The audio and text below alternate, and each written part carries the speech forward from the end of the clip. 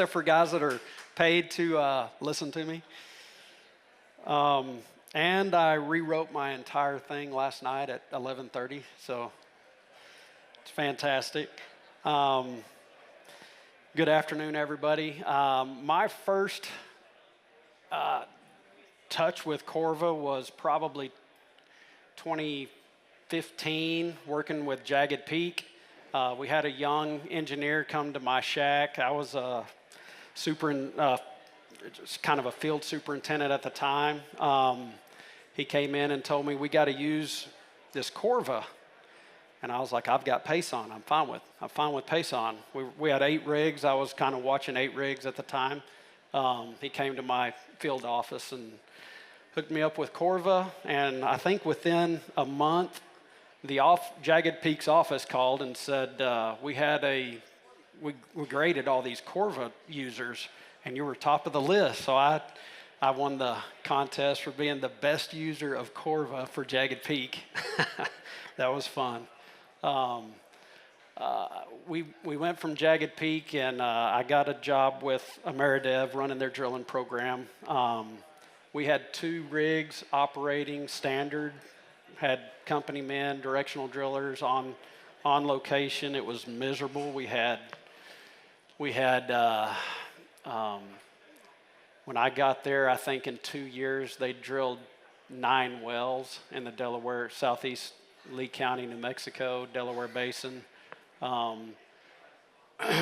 We kind of let that entire group go. Picked up a new rig, brought in my first group of remote guys, company men in our office, directional drillers in our office, and engineering in our office 24/7, oversight from the office. And in the last 3 years of operations, we drilled 72 wells in the same asset. That being said, I'm a firm believer in remote operations, fully demanning, drilling rigs for operators. I don't think we can ever really deman a rig. We had one man out in the field, split between 4 rigs. That guy did all the hands-on that's needed to be done, but all the actual operations, logistics, and management came from our office in Austin. But so, reading now from my speech that I made last night at midnight, today I'd like to explore an exciting and ever-evolving aspect of the oil and gas industry with you guys, which is just remote drilling and completions. And I will say that we went from drilling and completions, running them fully remotely with 8 rigs, 7 frac fleets. We also incorporated flowback and production into our fully remote and automated field. We ran fully automated and remote from the wellhead all the way to the LAC units. As technology continues to advance at an unprecedented pace, the way we approach drilling and completions is fundamentally changing. This afternoon, I will cover the current state of remote drilling as Genesis Energy Management understands it, the known benefits, challenges, and the outlook for operational excellence in our industry based on what my team has been doing over the past 4 years. Everyone knows that every NFL coach out there has that one player he wishes he could split into 4 people. I know as a drilling manager, I had that one guy that could outperform everybody, and I really wished I could split him into 4 people. So my team circled up, we formulated a plan, and that's what we did. My team and I have over 80 years of experience in performance drilling, and splitting him into 4 people, splitting my team into 4s just made sense to me.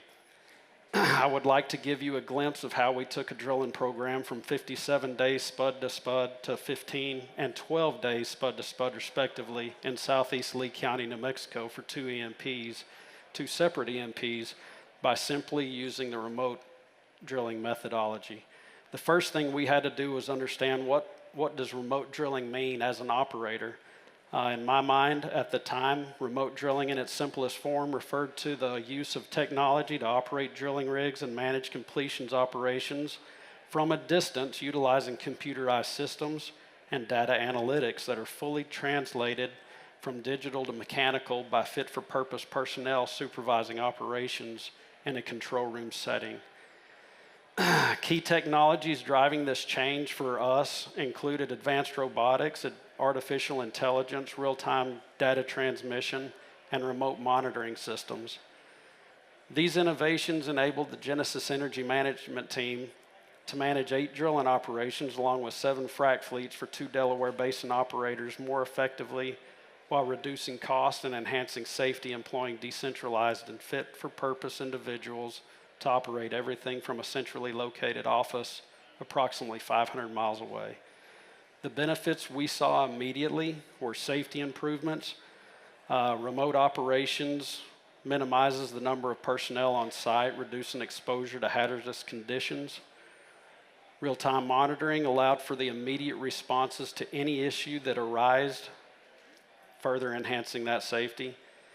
And one thing that we saw is under the remote operational supervision, the team, we had an increase in safety with 0 recordables for those 4 years across 8 rigs.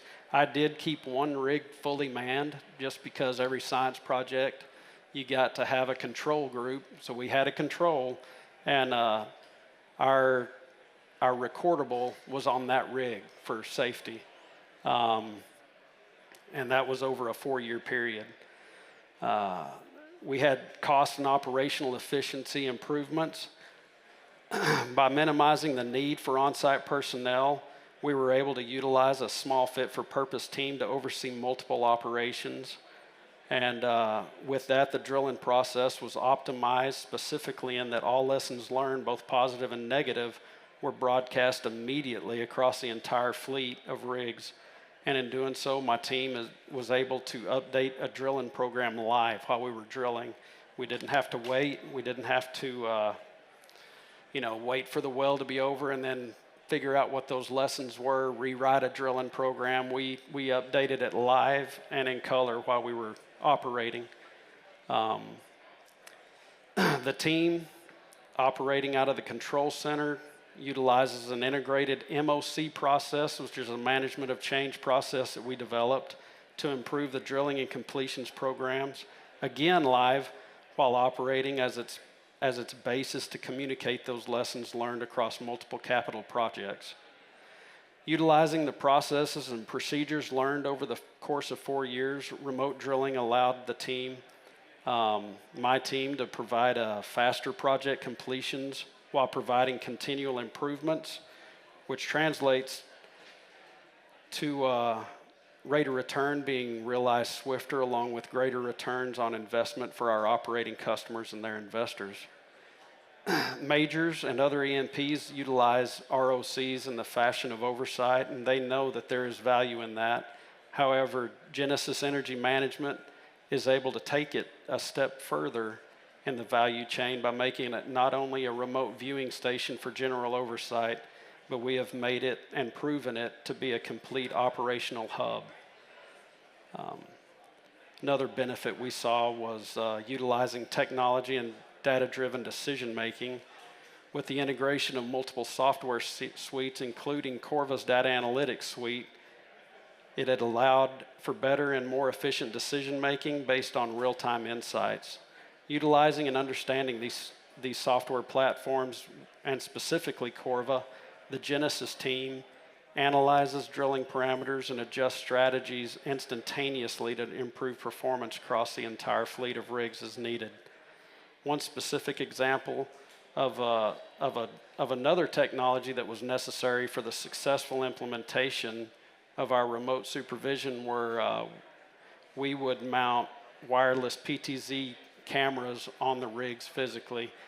Our first deployment, we had 26 cameras on the rig with 5 mounted around the perimeter of the location. We then began to narrow that down once we pinpointed those important locations that we felt were important for visual in the control room. With these tools, our control room was able to visually monitor nearly every aspect of each operation.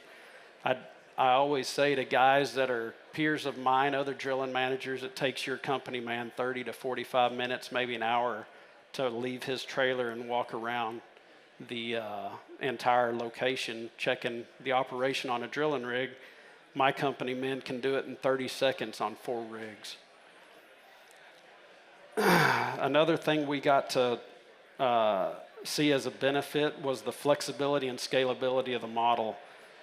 Based on the structure of the pods within the control room, remote systems allowed our team to scale operations quickly from 1 rig to 8 within approximately 60 days without the logistical challenges of moving personnel and equipment or having to grow our team substantially. In doing so, our team eliminated the nominal risk exposure that is normally realized with multiple boots on the ground. In April of 2020, I believe, we had 1 Citadel rig. By June of 2020, I had 5 Neighbors rigs, a Citadel rig, and 2 H&P rigs, and we never added another person to our group of people, our team, our initial remote team. So we were able to scale very, very rapidly. I can remember the COO of one of the operators calling and asking me how comfortable I am picking up another few rigs. I asked him how many, and he said 4. And I said, well, what's the timeline? And he said 7 days. And I think he was joking, but I'm not sure, but we did it. And we were able to pick up those 4 more rigs.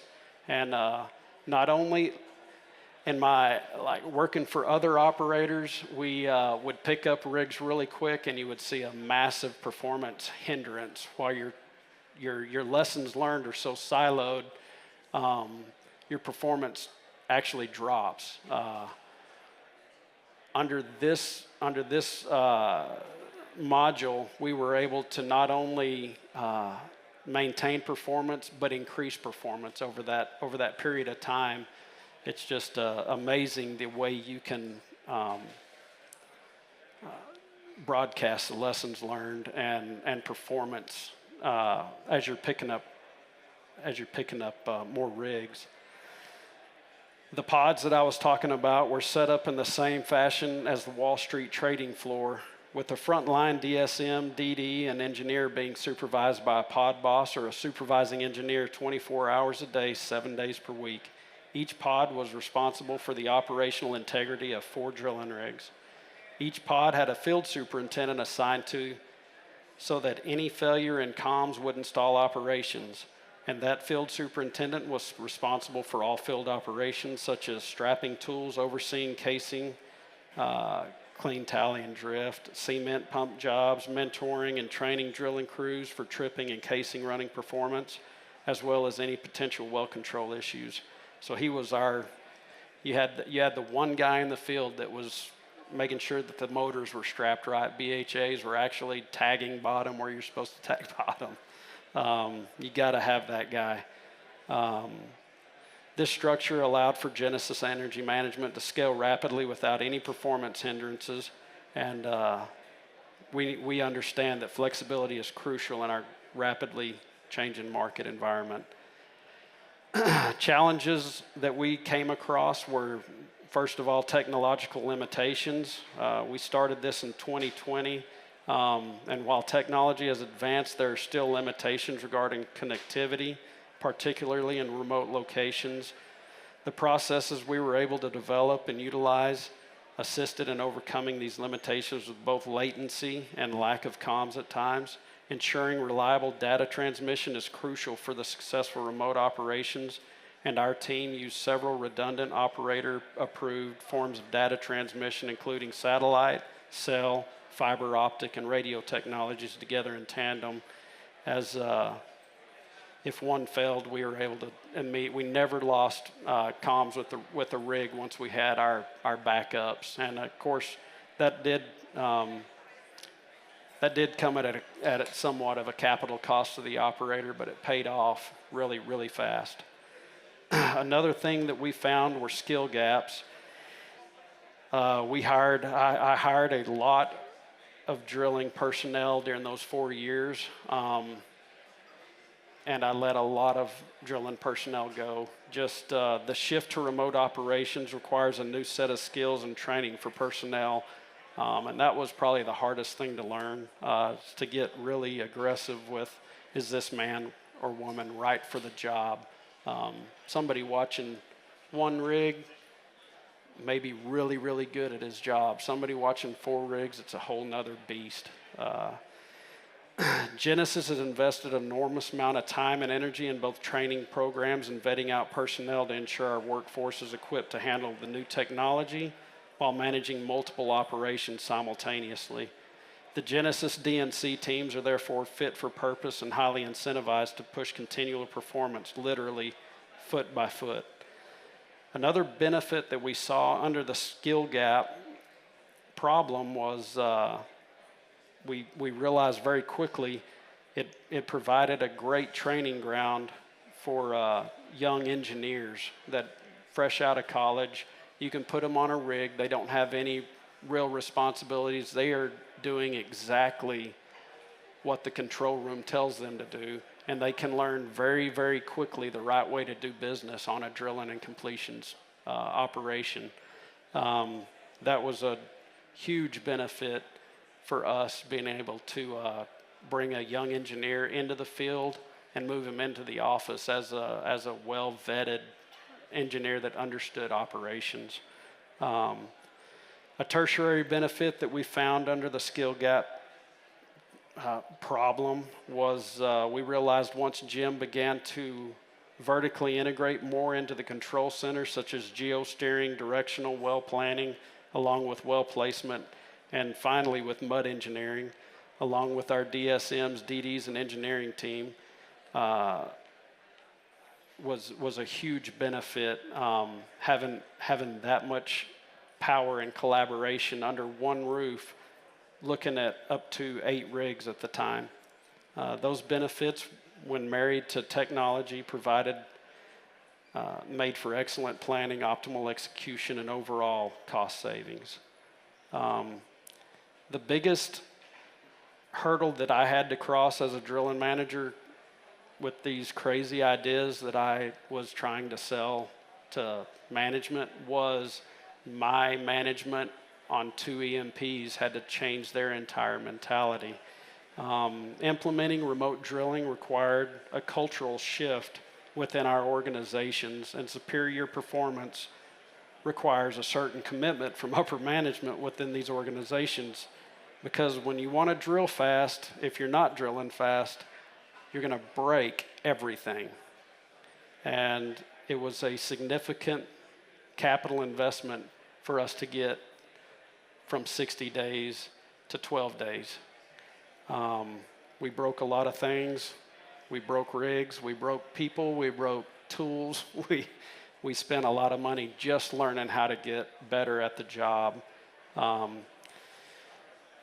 Resistance to this change will always not only impede the adoption of new practices and technologies, but will hinder overall performance increases, and that will be realized all too slowly, if ever at all. Sometimes when I first started with these guys, I was watching what we were doing, and my only thought was, this is not sustainable. This is completely unsustainable business to have an AFE for X, and we're spending Y because we cannot do our job. As we look ahead, the future of remote drilling completions appears promising. Integration of AI and machine learning technologies will continue to evolve, leading to smarter drilling operations that can predict and adapt to various conditions in real time. And with the strategic partnerships the GEM team continues to build, these smarter operations will be realized sooner than later.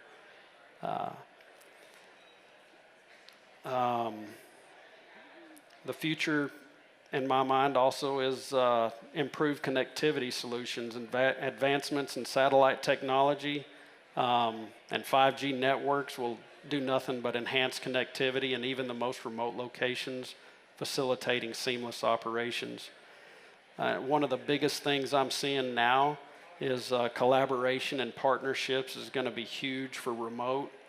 We at Genesis are working diligently to procure the proper collaborative partnerships between technology providers, like-minded service providers, and forward-thinking oil and gas companies, resulting in extremely innovative solutions that are tailored to specific needs per each operator that have produced beneficial results in volume of wells an operator can drill and complete per year, as well as lowering the operator's capital costs for drilling and completing wells overall.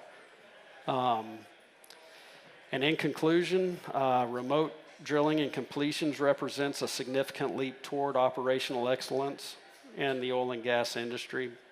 By embracing technology, we can improve safety, make rapidly informed decisions, and thereby reduce overall operational costs. However, we must be ever mindful of the challenges and work collaboratively to overcome these challenges while always exceeding expectations. The future of our industry depends on the ability to adapt and innovate. And that's all I've got today.